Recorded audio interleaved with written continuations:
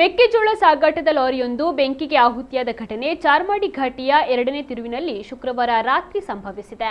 ಸ್ಥಳಕ್ಕೆ ಆಗಮಿಸಿದ ಸ್ಥಳೀಯರು ಹಾಗೂ ಅಗ್ನಿಶಾಮಕ ದಳದವರು ಬೆಂಕಿಯನ್ನು ನಂದಿಸಿದ್ದಾರೆ. ಆದರೆ ಅಷ್ಟರಲ್ಲಾಗಲೇ ಲಾರಿ ಸಂಪೂರ್ಣವಾಗಿ ಸುಟ್ಟು ಕರಕಲಾಗಿದೆ ಎಂದು ತಿಳಿದು ಬಂದಿದೆ. ಜಾವಗಲ್ನಿಂದ ಕುಂದಾಪುರಕ್ಕೆ ತೆರಳುತ್ತಿದ್ದ ಮೆಕ್ಕೆಜೋಳ ಸಾಗಾಟದ ಲಾರಿಗೆ ತಾಂತ್ರಿಕ ಅಡಚಣೆಯಿಂದಾಗಿ ಬೆಂಕಿ ಹೊತ್ತಿಕೊಂಡಿದೆ ಎನ್ನಲಾಗಿದೆ.